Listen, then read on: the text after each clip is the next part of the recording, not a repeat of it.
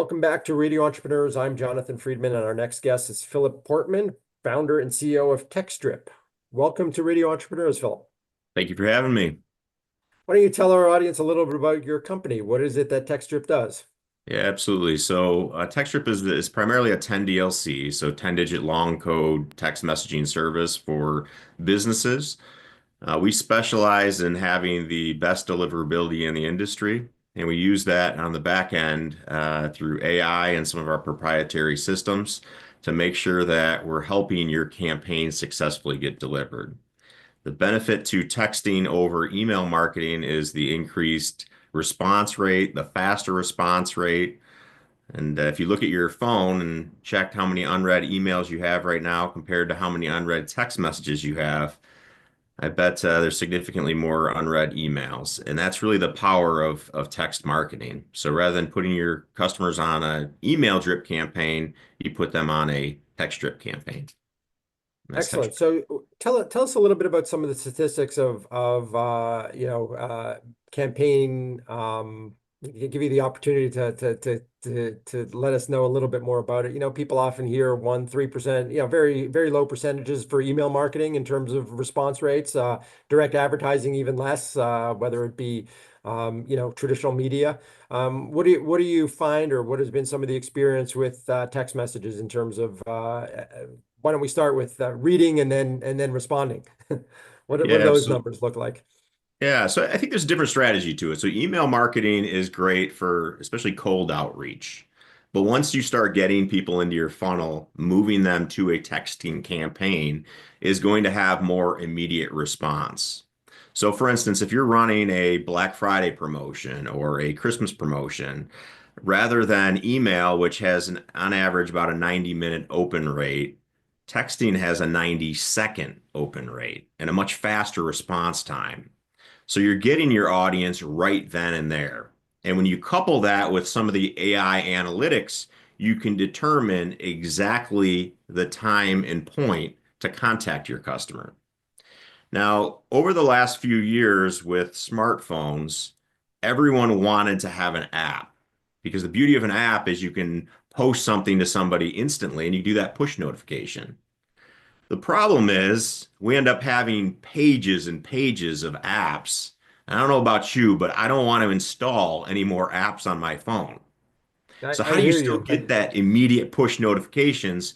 You do that with text messaging, and that's what TextStrip allows you to do is that instant notification and instant response from the people you want to get in touch with in that moment. So is I hesitate to call it the app, is the functionality something that is self-administered by a company, or you guys as a third party come in and administer the entire campaign? How does that work? Yeah, great question. So it is administered by the individual. Something that's different with TechStrip, though, is we have phenomenal customer service. If you just Google us, there's 5-star across the board. And part of that is, although we're a tech company, we are first and foremost a service-based company. So when you come on board with us, you're getting a demo, a Zoom demo with a real human that's going to help you set up your campaign. A lot of the processes are automated. So once you have your API connected or you upload your lead list, it's going to automatically drip those individuals on your behalf. So a large part of that is automated, and then we can trigger it into different flows. We have an AI that will determine positive intent. So if somebody's interested in something you're selling, we can then trigger an action based on that. So there are situations where you don't need to have an individual looking at the campaign, monitoring it. But we also do have a phenomenal two-way communication platform. So if you're using it for customer service or you want to have a call center where you're in touch with your customers, you can certainly do that as well, either from the web interface or we have a beautiful mobile app as well. So, maybe a silly question, but one of the thoughts that comes to mind is branding. Are the texts branded from the sender company? One of the things that I see with texting is, again, it comes from that 10-digit number, and you look at it and said, I don't have those contacts in my phone. I have no idea who this is, and select delete. I, Yeah. and spam, mark as spam type of thing. How do you counter that sort of approach? And is there a lot of branding that comes along with the texting so that I've opted in effectively, or I know who the company is. I think you said most of them are, works much more effectively with people who have already shown an interest in your product or service. Absolutely. So once again, email is more for that kind of cold outreach, right? Mhm. So we're moving them down in our funnel, and we want people that are opted in to receive notifications, special promotions, deals, communicate with your customer service, things like that. So we're looking for people that are opted in because at this point, they're people that are you're either close to closing or can do add-on sales of the service, things like that, or follow-up appointments, things like that. They need to be somebody that's more opted in on the funnel. Regarding branding, when you do register with a 10DLC campaign, think you do that because we want to keep the space clean. If it gets to a point where you're getting bombarded with text messages, like we did this last political season, I'm in a swing state here in Michigan, and I had both sides just bombarding me with text messages along with everyone else. But now that the election season is over, it's You mean cleared up. it stopped for you? It did I stop for got them for me. about 2 weeks after the campaign. Did you really? Yeah. They After the had some of election. those Yeah, it's like campaigns still going. But like, as in today, my truck's in the shop, and I'm getting messages from my uh, the repair center on it. And I don't have to go in there. I don't have to talk to somebody. I can click on it, review the estimate. I can approve it. I can communicate with them back and forth. I got a message from them right before we got on this interview together, and I can wait until I get off to respond to them. And that's one of the beauties of text messaging is it's personalized, it's immediate, but I can also do it on my own time in the communication. So it's a very effective communication source because of that. But once again, like you said, you want to make sure that it's the appropriate part of your funnel. You're not blasting people out because nobody wants to receive spam for something that's so personalized like text messaging. no, it's a wonderful service, and I've experienced it myself with some, just the example that you just gave, having a vehicle in for service and getting those updates as to what the status is. As a consumer, there's to me nothing. I would imagine for a service advisor, nothing more annoying than that person sitting in the meeting room talking to you every 10 minutes. Is it almost done yet? Is it almost done yet? Hey, sit back, do your work, do what you need to do, and we'll notify you, electronically when it's done. So, it gives me a good sense. Are you seeing that there's a adoption both on the B2C and B2B front? Do you have customers that are using it for both? Yeah, absolutely. Yeah, and on both fronts. And once again, it kind of differs. It can be used for marketing purposes like we described, but it can also be used for notifications, for communication.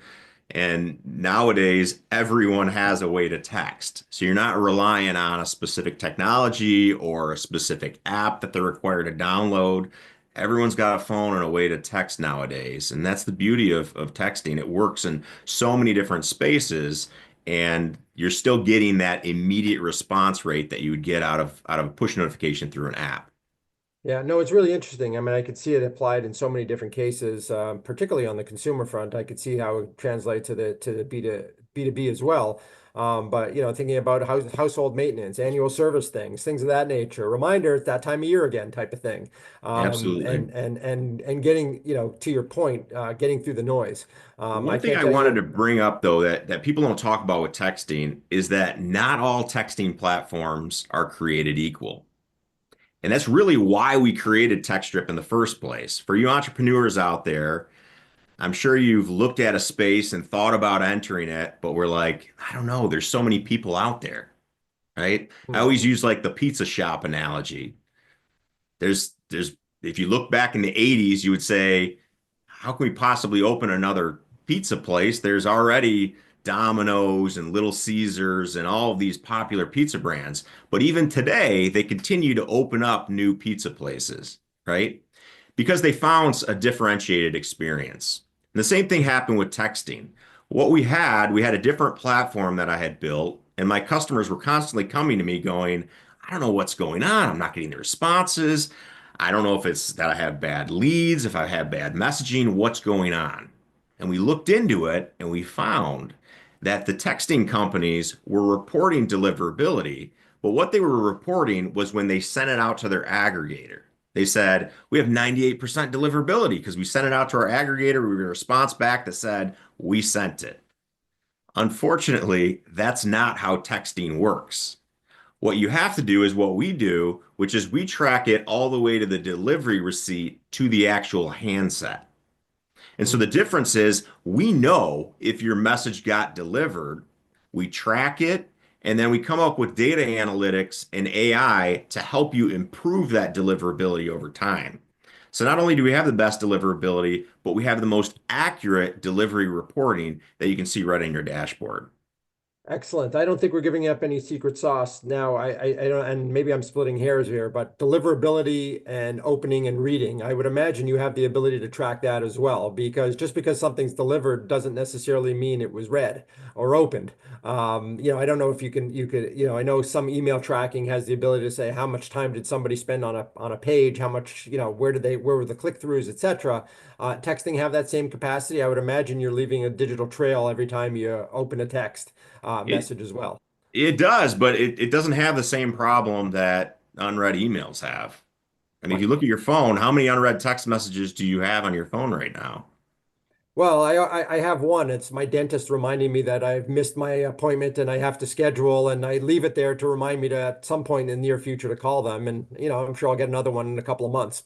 That's right. So, That's right. But if yeah, you look at my inbox right now, I probably have 50,000 unread emails. And that's I why hear you. that open rate or that response rate in emails is so important. We want to see if it's actually getting delivered, if it's getting opened, and so on and so forth. Text messages get open and they get open quickly, typically as soon as they see them, or in your case, because you're waiting for them to look at it later. Um, but what does happen is along the way it can get blocked. So the carriers are trying to prevent things like overseas scammers by sending you messages like COVID relief fund or Walmart gift card. Just enter your social security number at this link, Right, things like that, right. right? Or reset your Absolutely. FedEx account or PayPal or whatever that thing is, right? They're trying to prevent those things. So they have filtering, they have AI, they have analytics looking for those type of spam messages. And email is the same way, right? If you put free in an email, there's a good chance that that email is going to get blocked. Well, the same thing with text messaging. There's certain keywords or certain phrases that, unbeknownst to you, are getting blocked or getting flagged. And sometimes it's by a specific carrier. And so if you don't have that reporting data, you don't know that that's a problem. But we Hmm. do. We track all of that stuff. And we first and foremost prevent you from using some of those words that we know are going to get blocked, some of those phrases, and then we help you rewrite those. We also help you make sure that they're getting delivered at the appropriate time as well. So all of that are kind of some of the behind the scenes features that we do with TextStrip. But it's also important to know when you're doing a texting campaign that just because your provider says that they're delivering it does not necessarily mean they are until they actually get that delivery receipt. But to answer your question, we get the delivery receipt when it's actually sent to the handset. So sometimes you'll send out a campaign, and then over the course of the next few hours, you'll start to see your delivery receipts come in because it's getting the response back from the phone. Excellent. Fascinating idea, fascinating concept. Love to hear more about your background. Unfortunately, we don't have any more time today, but Philip Portman, founder and CEO of TechStrip. Phil, if people want to get in touch with you, what's the best way for them to reach out, find out more about what your offerings are, and engage with you? How should they do that? Yeah, my personal website is philportman.com. I do run a podcast, Successes Podcast, where we interview people from different successful backgrounds. You're welcome to jump on and listen there. Or if you're interested in TechStrip, go to techstrip.com. And just for your listeners, anyone on here, if you just tell customer service that you heard this episode, they'll give you a 60-day free trial and 3,000 free credits just for telling them you listened to this episode. Fantastic. Really appreciate you coming on and great to meet you. Nice to hear your story. And we'll be right back with another episode of Radio Entrepreneurs.